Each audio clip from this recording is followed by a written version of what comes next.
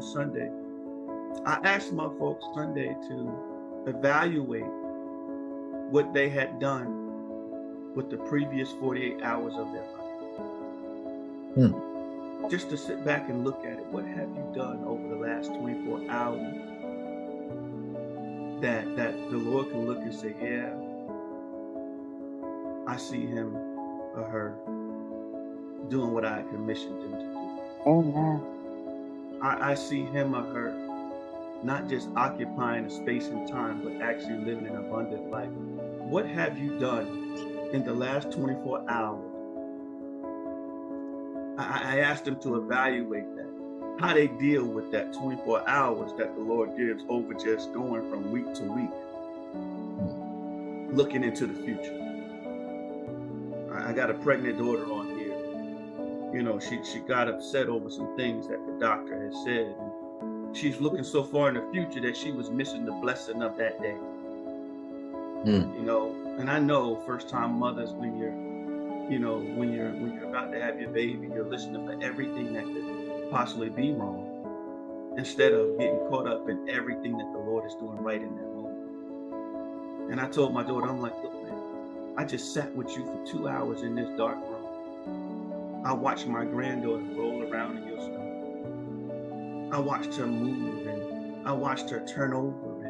And when the doctor gave the diagnosis, they said everything was working the way it was supposed to be working, but yet you hear a word in conversation and you leaned in the wrong direction. And what you're doing is you're missing out on a moment where the Lord has given you a miracle, worrying about what somebody has that didn't even pertain to you.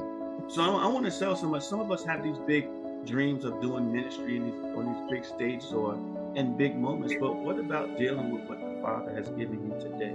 Some of us haven't even taken the time during the day to pray for our own children.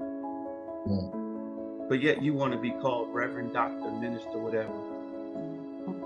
Some of you won't even take the time to fervently pray for your spouse, but yet you want to get in front of church folk and start speaking in tongues.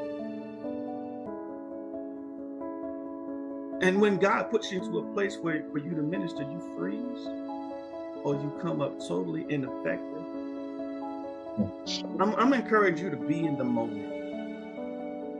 Take a daily inventory of your life to see if you are being a faithful steward over every moment and every person that the Father has sent you to.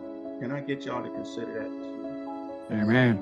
Amen. There's nothing wrong with God giving us a vision of what's going to be in the future, but we got to get there first. There's enough going on today that we can do.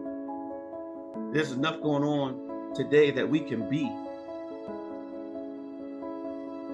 So my question is, man, who is the Lord sending you to today?